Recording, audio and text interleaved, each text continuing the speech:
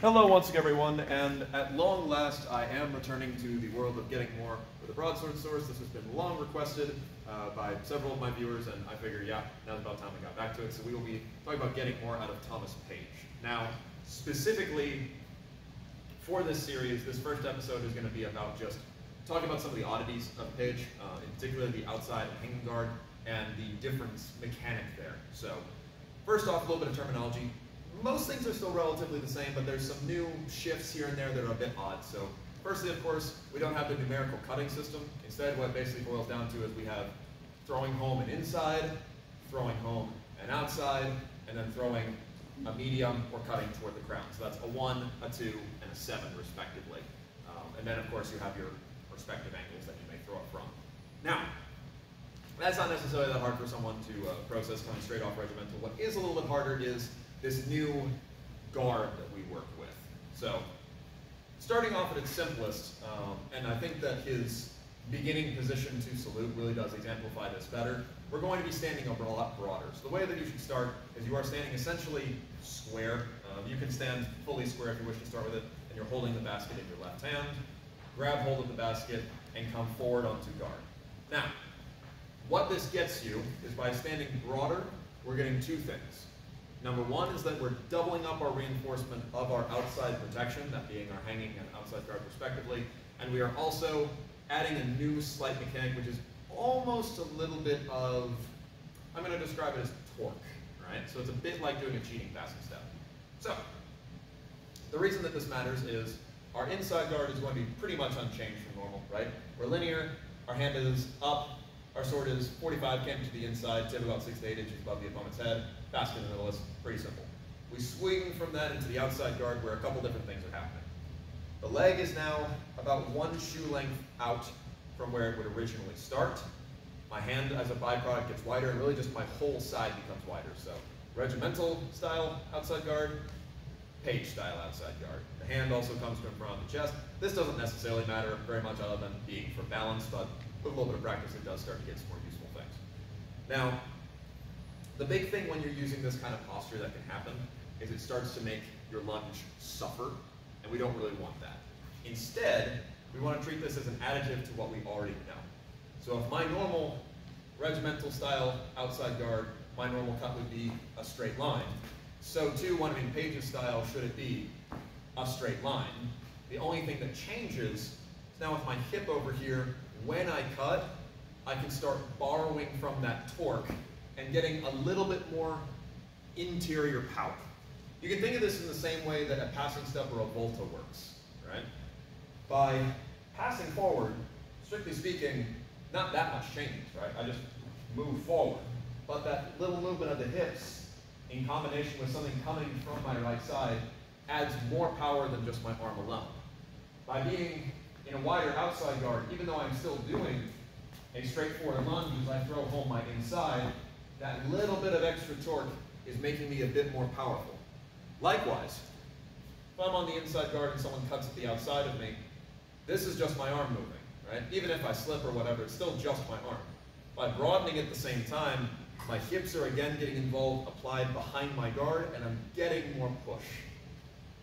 This is not surprising, really, for an older style of system, and that's kind of what makes Page interesting, is that you're falling in between, you're really at the start of the whole regimental movement and things like that, and on the tail end of more, silver-esque and things before, late Renaissance style movements where passing stabs, letting the sword travel to the side of the back foot are more common. So this idea of being a little wider and still being able to borrow that external force and likewise swing into that external force is pretty neat. Now, the other thing along with this is your hanging guard, which is also held broad. This has every property that we already talked about. This is meant for throwing your inside shot, but more so. So normal hanging guard already packs a heck of a punch, right? Now wider, I'm also getting that internal force when I throw that one. Now likewise, what I like to make sure I do with this is use that hand the same way that I would, of course, use this to keep my posture upright, or even throw my hand back when I cut. So too do I let myself profile when I throw these cuts and guards and cuts and guards. Now, two things to look out for when you're using this. Number one, just because your guard is broader doesn't mean you can forget about the true cross. So normally, when I'm standing in my outside guard, my sword should be between me and my opponent's eyes, which because we have double vision, I can currently see the camera clearly. If I close one eye, it's right over the middle of it. When I stand into the wider outside guard, that still needs to be true. It should not start drifting over here. That's a bad habit and leaves you far too vulnerable for an inside shot. Likewise, speaking of which, because we are standing like this, we do see, at least in the first couple lessons, a lot more prevalence of throwing home to the inside because this target is more available. And getting someone to parry here, it's still that movement, so it's still a very safe way for me to parry, but it is dedicating me forward and starting to expose a little bit more so than normal. Basically, the way I would describe it is, for most broadsword sources, at least in the British sphere, we focus on our outside guard because that's the hardest place for us to guard. And most times, inside shots just set them up being able to do nicer things, right? Shots that we don't want to deal with. And so we focus on getting around the shape. With this now wider, a lot more of these shots have a chance of getting through. And if they do get parried, more of the body is being exposed, which eventually, if you add in things like a targe, this is even more of a focus. And I'm going to just briefly touch upon that because it doesn't really come up so much later. I'll give that its own dedicated video later down the line. But there is, of course, the hypothesis that Paige works best with a targe in your hand. I'm not going to worry about that because he doesn't describe using a targe.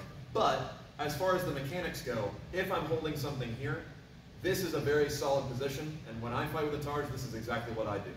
I'm safe here. I'm safe here. This is a great place to be. If I go to the inside, I narrow up because my sword's covering that line. But likewise, a lot more are being thrown at the outside now because they're getting around both weapons. So that's its own thing. Now, to give us something to work on, let's do lesson 1 against the air, and then next time I'll do lesson 1 with a person. So, lesson 1 is very simple. I approach on an outside guard, throw home an inside, stop an outside, stop meaning parry, throw home an inside, stop an outside, retreat. Very simple. Now, when you do it against the air, it can look a little bit funky, and I want to clarify something. Approach, throw, guard, retreat. This should not be thought of as approach, throw, recover. And the reason I bring that up is because if you're doing this with a partner, you should be following standard rules.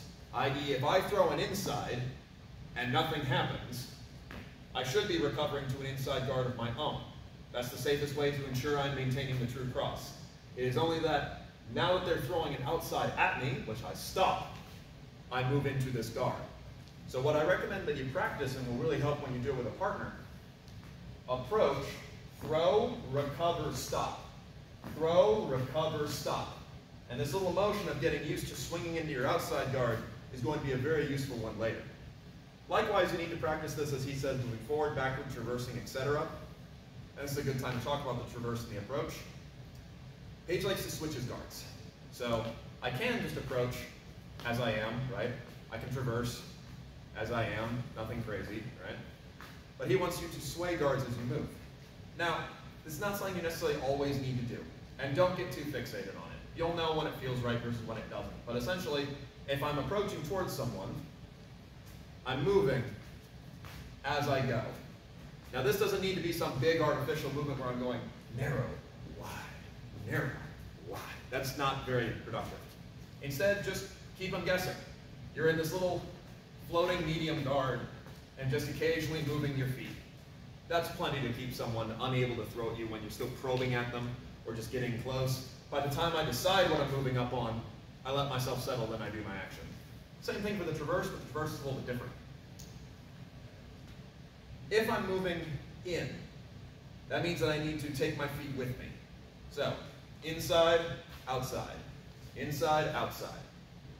right? Likewise, if I'm moving out, in this case, since I'm already in an outside guard, inside, outside. This again doesn't need to be so, rigorous.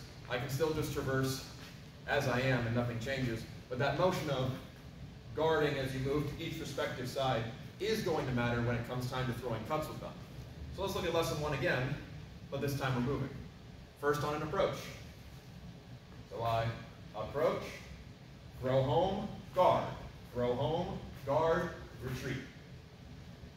Likewise on the treat, that's a little bit harder, but it would be approach, and I'm going to throw home, guard, retreat. You could also do that as a lunge going forward and then just step back as you guard, but I like to go ahead and do a rearward lunge because you very rarely see that. That's very good for taking hands. On the traverse, same sort of idea. Approach, throw home, guard, retreat. And I've gained a little bit of offline. So nothing too complex, really. But the reason that Paige wants us to move around with all of his lessons, and I do really like this about the way he's written it, I think he's very much an exemplar source, wherein within fencing treatises, some people are giving you this by itself may exactly happen, i.e. a combative style source, and it's usually pretty straightforward, pretty vague, you know, very much a follow this basic concept. If this doesn't work, here's 3 others just like it, right, for one scenario. Then there are more possibilities, wherein I'm going to write kind of everything that could happen as an example, and you can, you know, kind of go out from there, your tree branches going out from it. Or then there are just generalized, which is more of, you know, just kind of, here's an example that will get you to learn the lesson I want you to learn today. In this case, lesson 1 is all about throwing home an inside, stopping an outside. If you can do those 2 things, you're already doing pretty good for yourself. So, approaching, throwing an inside, which is parried by an inside, and then they'll throw at the most immediate target, which is your outside, throwing again as they recover back from that outside, leaving the same target open, and guarding. Doing it with all of your different movement, now you can do that wherever you need to go. Now, as things go on, I think things get a little more specific, but especially these early lessons are very kind of exemplar. But, otherwise though, that's our beginning for the long-awaited Getting More Out of Thomas Paige. Next time, I will have someone with me and I will show the way I like to drill these lessons, because again, they're written only from really the attacker's perspective, very assaulty perspective, so having a way of drilling this wherein you are being most productive without getting bogged down in the weeds can matter. So we'll go over that next time. But for now at least, thank you very, very much for watching. It's good to be back with the broadsword. We'll go over some other techniques another time.